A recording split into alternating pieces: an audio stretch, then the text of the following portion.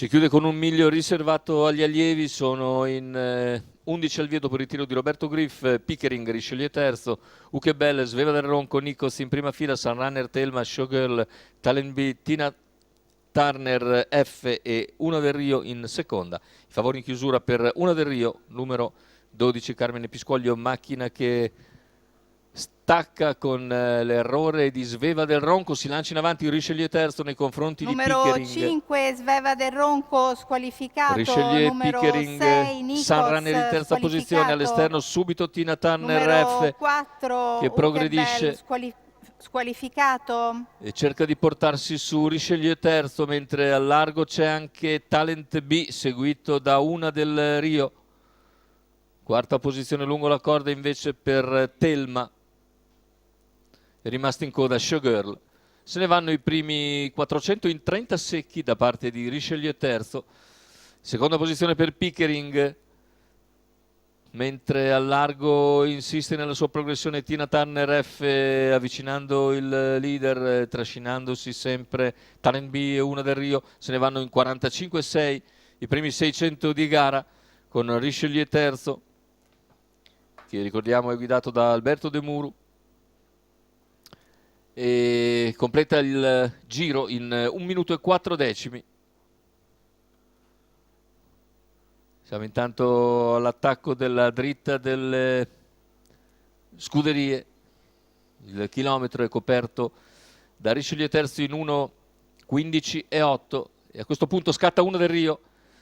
In via con decisione Una del Rio in terza corsia, lo scatto perentorio dalle retrovie. Una del Rio avanza, raggiunge Richelieu terzo, li impegna a fondo all'attacco della curva conclusiva. Richelieu cerca di ribattere, i due si staccano, più indietro gli altri, capeggiati ancora da Tina Turner F. Insiste però Una del Rio che si sta avvantaggiando completamente della curva. Ingresso in addirittura d'arrivo con Una del Rio che nel finale prende netto margine di vantaggio e viene a vincere su Richelieu terzo, mentre al terzo posto finisce una bella foto fra Showgirl e Sunrunner, che chiude molto incisivamente il suo esterno, 29 secchi a chiudere, 1:15 la media finale per Una del Rio, Carmine Pisquaglio in sediolo, Holger Ehlert al training.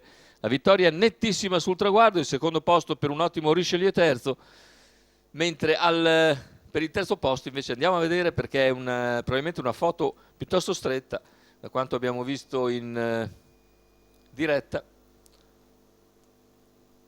fra il numero 9 Showgirl, che fra un po' vedremo comparire, e il numero 7 Sunrunner. Vedete, arrivo strettissimo con i due cavalli davvero molto vicini, davvero difficile separare le due femmine Showgirl e Sunrunner. Ci vorrà una foto davvero millimetrica, è una foto millimetrica almeno quello che ci è parso.